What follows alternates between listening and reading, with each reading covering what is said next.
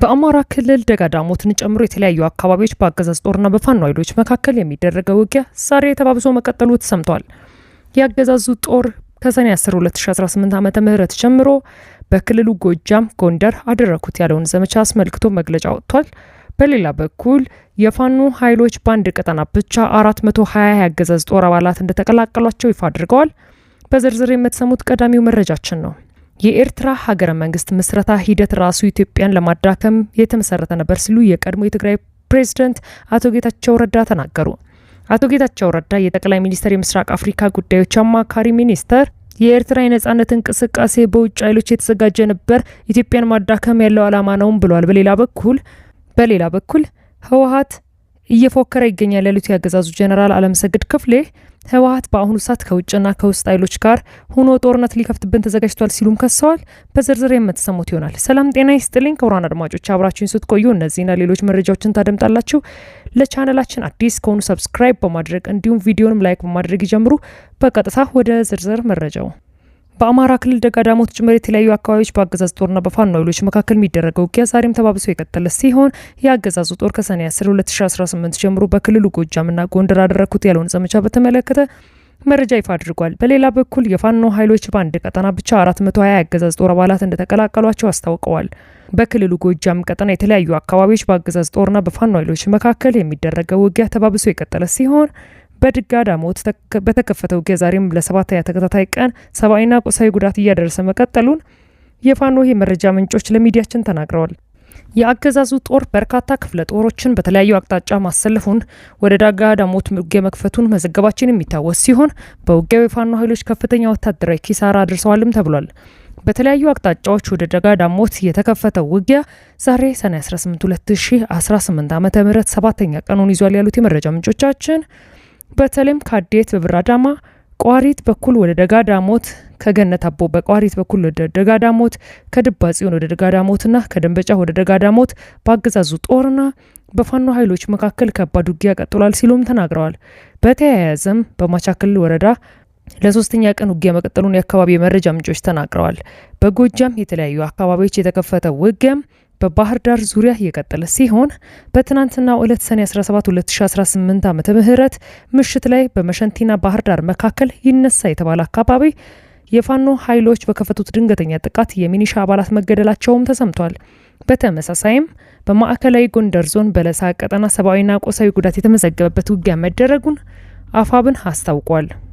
የአገዛዙ ጦር በበለሳ ቀጠና ከአርባያ ከተማ ወደ አይሰክ ጉዞ ላይ ሳለም በፋኖ ኃይሎች ተኩስ ተከፍቶበት ነው ውጊያ የተቀሰቀሰው ያለው አፋብን በውጊያውም የፋኖ ኃይሎች በአገዛዝ ጦር ላይ ወታደራዊ ኪሳራ አድርሰዋል ሲልም አስታውቋል።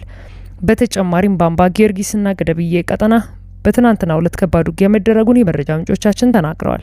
በአካባቢው የተከፈተውን ውጊያም ተከትሎ ለግማሽ ቀን ያህል ከጎንደር ከተማ ወደ ድባርቅ ከተማ የሚደረገው የተሽከርካሪዎች እንቅስቃሴ ቆሞ መዋሉን የመረጃ ምንጮቻችን አክለው ተናግረዋል።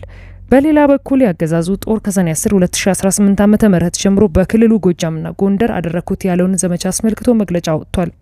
የአገዛዙ ጦር ምስራቅ እዝ ሰኔ 17 2018 ዓ.ም ባሰራጨው መረጃ በጎጃምና በደቡብ ጎንደር ባካሄዱት ወታደራዊ ዘመቻ 230 የፋኖ ታጣቂዎች ላይ የሞትና አካል ጉዳት አደረስኩ ብሏል።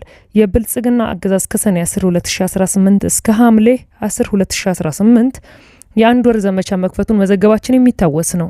አሁን ላይ ታዲያ አገዛዙ ጦር በዘመቻ የመጀመሪያው ሳምንት አዲስ የስምሪት እቅድ አውጥቼ ከሰኔ 10 እስከ ሰኔ 16 ቀን 2018 ዓ.ም በሰሜን ጎጃም፣ በምዕራብ ጎጃም፣ በአዊ ብሔረሰብ አስተዳደርና በደቡብ ጎንደር ዞኖች ባደረኩት ውጊያ ከፍተኛ ጉዳት አድርሻለሁ ሲልም እወቁልኝ ብሏል።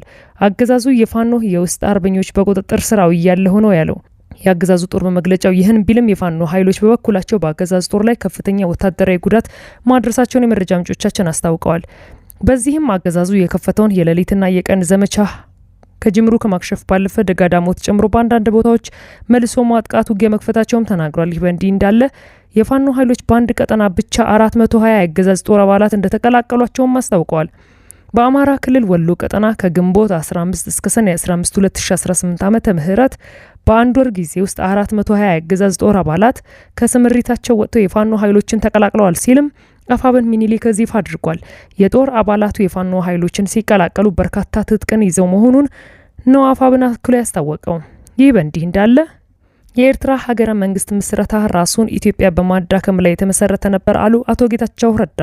አቶ ጌታቸው ረዳ የጠቅላይ ሚኒስትሩ የምስራቅ አፍሪካ ጉዳዮች አማካሪ ሚኒስትር የኤርትራ ነጻነት እንቅስቃሴ በውጭ ኃይሎች የታገዘ ነበርም ብለዋል።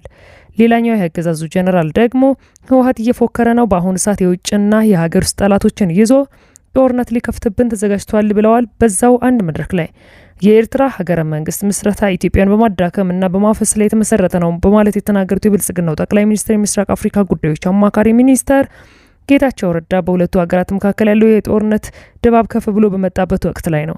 የቀድሞ የህወሓት ሹምና የትግራይ ክልል ጊዜያዊ አስተዳደር ፕሬዝዳንት የነበሩት አቶ ጌታቸው ረዳ በኤርትራ ላይ ክስ ማቅረባቸውን የቀጠሉ ሲሆን በሀገርነት ምስረታዋ ላይም ጥያቄ ሲያቀርቡ ይህ የመጀመሪያቸው ሆኗል።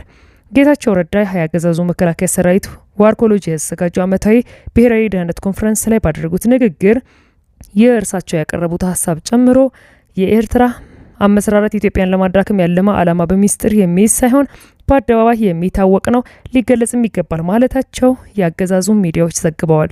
የኤርትራ ወደ ነጻነት እንቅስቃሴ ያስገቡ ኃይሎች ኢትዮጵያን ማዳከም የሚፈልጉ ኃይሎች ናቸው በማለት የሚከሱት አቶ ጌታቸው ረዳ የኤርትራን የሀገርነት ህልውና መረጋገጥ ሁሌም ኢትዮጵያን ከማዳከም ስሌት ጋር የተያያዘ ነው ማለታቸውም ተሰምቷል። የኤርትራ መንግስት የኢትዮጵያ ውስጥ ያሉ ኃይሎችን በማደራጀት ኢትዮጵያ ውስጥ ምንም አይነት መረጋጋት እንዳይኖር በመስራት ኢትዮጵያ ላይ የደህንነት ስጋት ሲደቅን ቆይቷል በማለት የሚከሱት አቶ ጌታቸው ረዳ በጉድለቶች ላይ መስራት አለብን ሲሉም ለአገዛዙ ጦር ጀነራሎች በመድረኩ ላይ ተናግረዋል።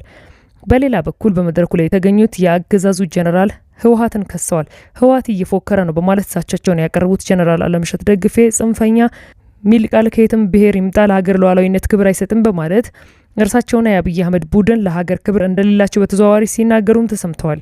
ህወሓት አሁንም የትግራይን ወጣቶች ወደ አዲስ ጦርነት ለመጋባዝ አዲስ ዝግጅት እያደረገ ነው የሚሉት እኒሁ ላለፉት 8 ዓመታት የኢትዮጵያን ወጣቶች በአስገዳጅ ሁኔታ ከዩኒቨርሲቲና ከጸበል ቦታዎች ጭምር እንዲሁም ከሆስፒታሎች እያፈሱ የሚያዘምቱት ጀነራል አሁን ላይ የሚከሱትን የአገዛዝ ጦር ኃይሎች ጠቅላይ ኤታማዦር ሹም ቢሆንም አማካሪ ሆነው በቀረቡባቸው ቦታዎች ሁሉ እንዴት ጦርነት ማስቀጠል የሚቻልባቸው ሁኔታዎች ይፈጠራሉ በሚለው ላይ አተኩረው እንደሚሰሩም ይነገርላቸዋል።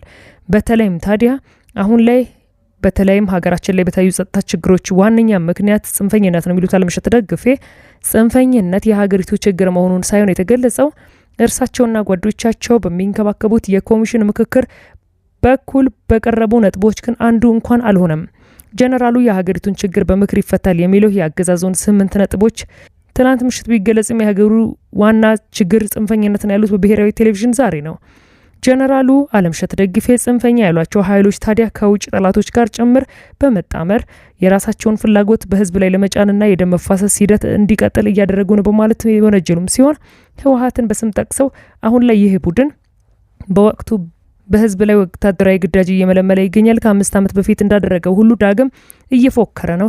ለዚህ እኩይ ዓላማው ከሀገር ውስጥና የውጭ ጸረ ሰላም ኃይሎች ጋርም ችግር ለመፍጠር በዝግጅት ላይ ይገኛልን ብለዋል ጀነራል አለምሸት ደግፌ። ይህንን ቢሉም አቶ ጌታቸው ረዳም ኤርትራን ሲከሱ እርሳቸው ህወሓትን የሚከሱበት ጦርነት ዝግጅት ቢሆንም እርሳቸውና ጓዶቻቸው ደግሞ በትግራይ እንዲሁም በአስመራ ላይ አጠቃላይ እንዴት ውጊያ መክፈት ይቻላል በሚለው ላይ ባለፉት 1 ዓመታት ሲዘጋጁ መቆየታቸውን መዘገባችን የሚታወስ ነው።